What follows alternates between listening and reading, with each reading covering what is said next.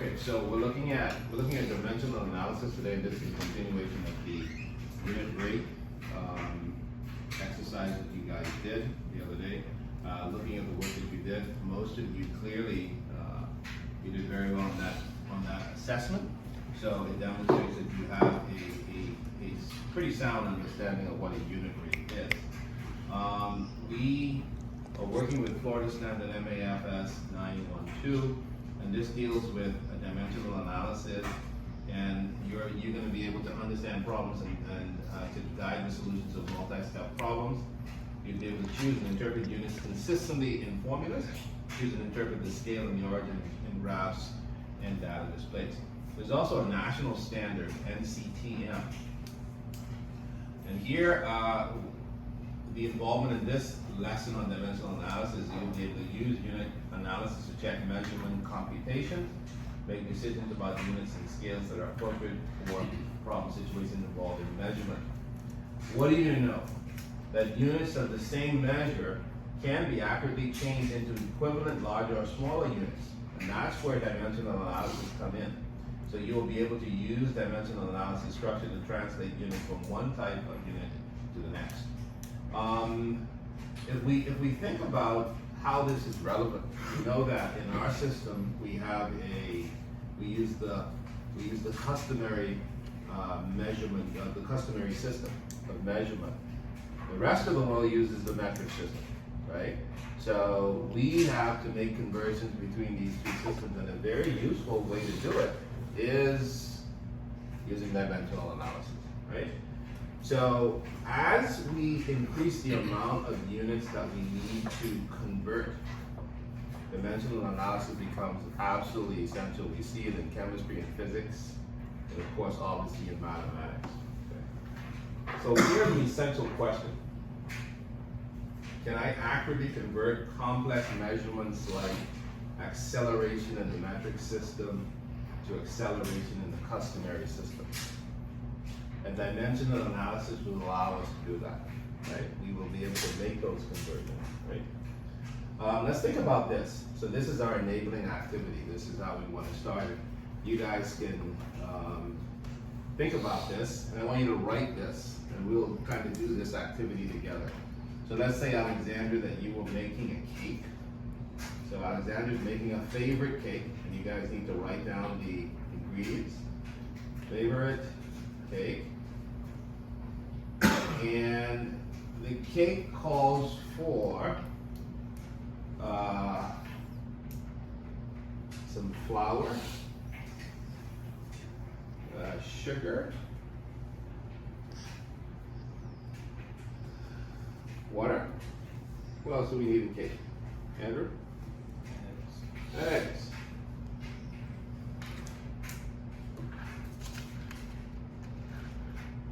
And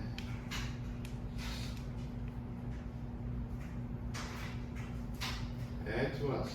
What else? You know, what do we use in cake?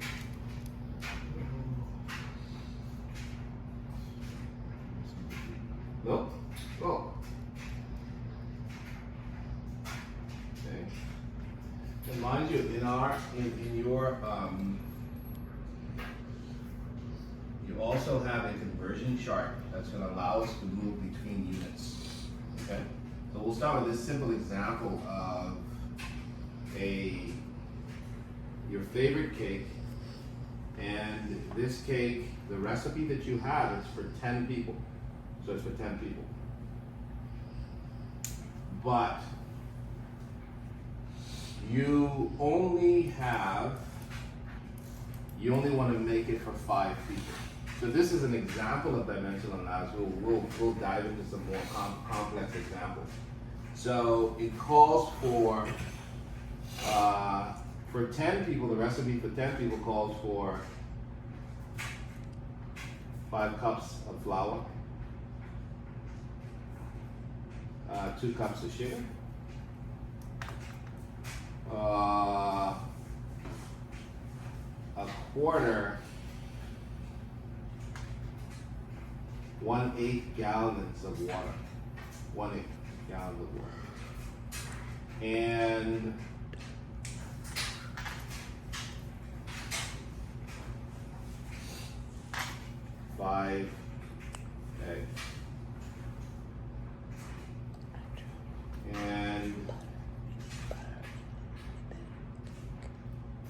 1/8 gallons of milk. So let's discuss this. So this is the recipe for 10 people. So if we want to convert this into a recipe for this, your favorite cake, Alexander, for only 5 people, what would we need to do? How can we convert these quantities into a recipe that will be sufficient just for 5 people instead of 10? Divide them by 2. Why by 2? So we're dividing by 2, or we can say we're multiplying by what? By 1/2, right? So we're dividing by 2 or multiplying by 1/2. So the amount of flour that we would need for this cake is what? How much? Well, we can use a fraction. What is it? It's what? 2.5. Oh, 5/2, right? So 5/2 cups of flour. And then for the sugar, our conversion is going to be what? And it's going to be 1 cup of sugar. And then for water, how much water do we need? 1/16, right? So 1/8 multiplied by 1/2, 1/16 gallons. And then eggs is going to be how many eggs? Yeah. So 5/2 eggs, or 2.5 eggs, right? And then our milk is going to be what?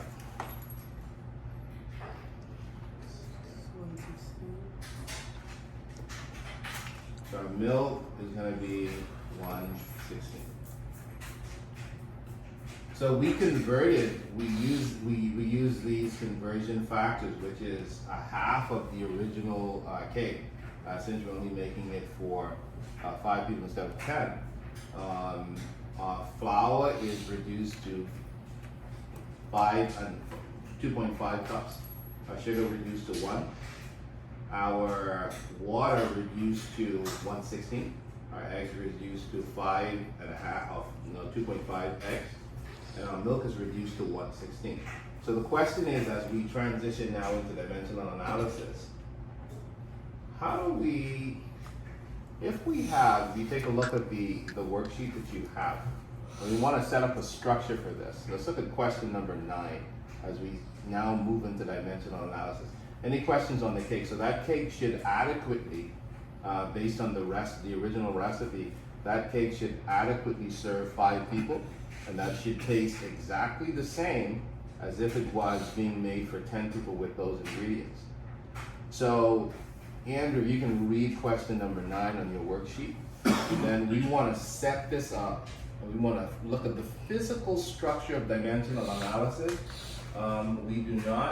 Your chart, you'll be able to access the chart to complete the homework. It'll be in the Padlet that we use. But let's look at question number 9. Go ahead and read it for us, Andrew. And I want everybody to set it up how you would normally set it up, and then I will show you the structure of dimensional analysis. It looks like Theodore already completed the first one. But Andrew, go ahead and read it for us. A vehicle uses 1 tablespoon of gas to drive 125 yards. How many miles can the vehicle travel per gallon? Yeah. Round your answer to the nearest mile. Okay, go ahead. 256 tablespoons in a gallon, and there's 1760 yards in a mile. Yeah, so you're given a hint here. So the conversion factor, if we're going from tablespoons to gallons, we have 256 tablespoons in a gallon, and we have 1,760 yards in 1 mile. So you will get a conversion sheet with all of the conversions on there. So with this particular problem, Theodore, how did you set it up and why? So we want to go from what? We want to go how many miles can the vehicle travel per gallon? So we want to go from what?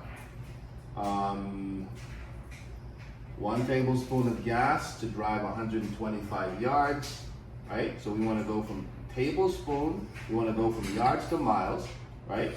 And we want to go from what? Tablespoons of gas to what? To gallons of gas. So how would you set that up, Theodore? Yeah, so we're given what? Tablespoon gas to 125 yards. It depends on how you want to set up. Yeah, so first I would look at the question, right? So the question is how many miles the vehicle travels per what? Per gallon, right? How many miles per gallon? So that gives us a clue, and that's important for dimensional analysis. The thing that is stated first, that's the thing that we need to be in the what? In the numerator, right? So our setup should, with dimensional analysis, you kind of just draw a horizontal line, right? And you make some vertical ticks or check marks. You make some vertical crosses according to how many you need. So in this case, we want to know how many miles can the vehicle travel per gallon. So we're looking at what? Miles per gallon, right? We know we want miles to be on top, right? So then how would we set this up, Theodore? Doesn't necessarily have to be miles because it depends on how everyone else sets it out and like how things cancel out. And because the way I started with gallons over tablespoons. Okay, so you started with what? Gallons? So Because basically when you draw those lines and vertical lines and horizontal lines, they represent equal signs. Right. So it doesn't matter where you place them exactly. So you technically have to start with gallons. okay, so you started with what? How many gallons? Yeah, 125 gallons over one tablespoon. So 125 gallons. And we want to remember what we're talking about. We're talking about 125 yards, right? Yes, yards. 125 yards over how many tablespoons? 1 tablespoon. 1 tablespoon. So this is what's given, right?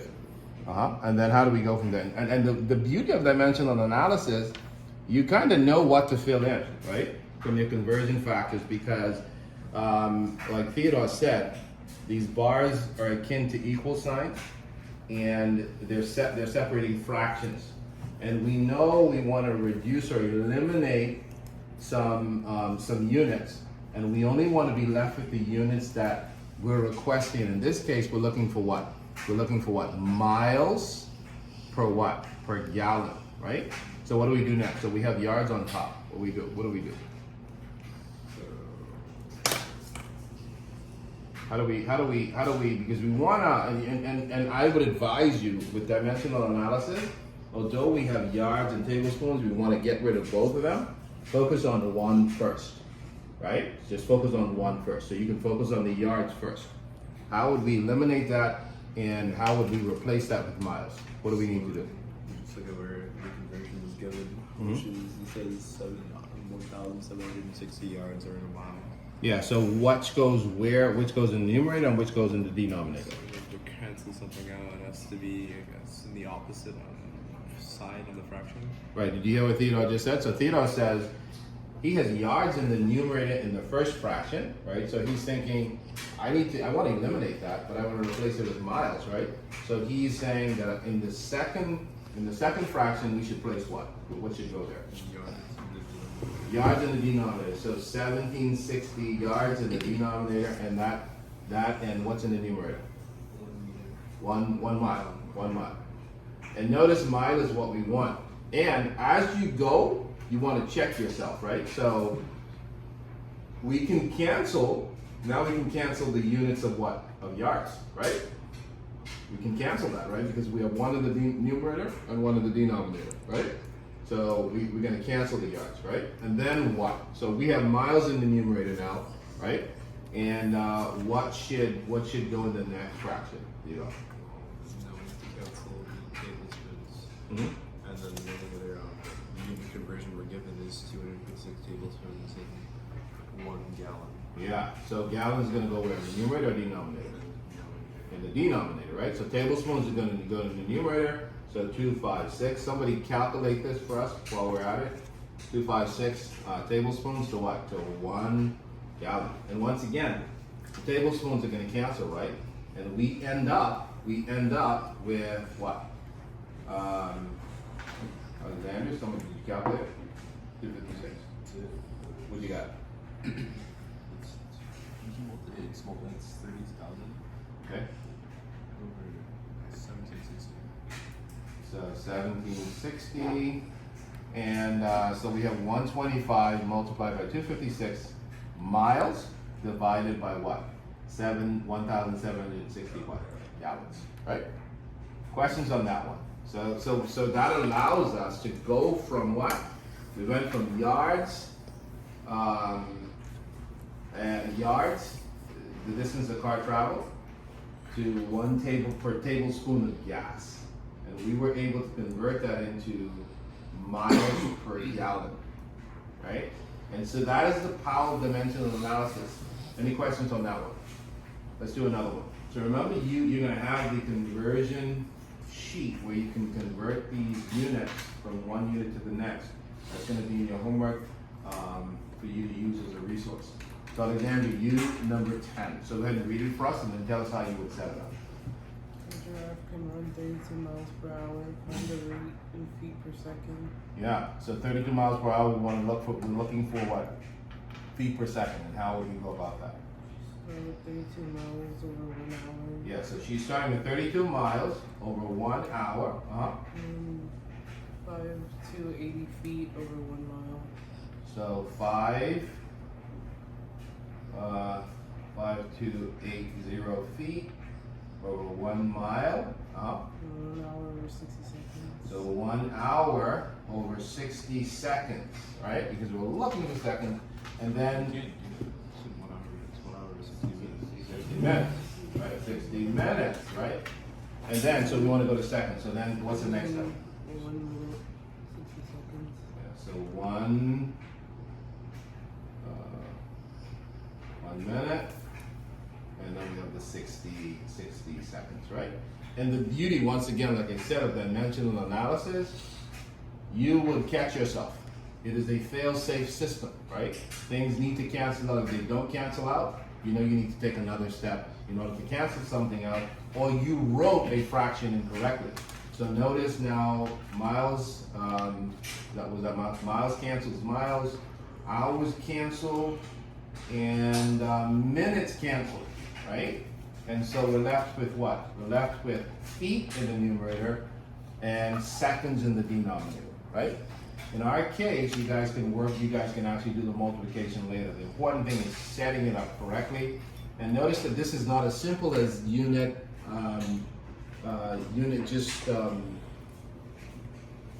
worksheet that you guys did before. So here we have actually 4 fractions, right? So this requires dimensional analysis, right? This requires dimensional analysis. Andrew you'll do number 11. So go ahead and read it for us, and then we'll discuss. You walk us through it.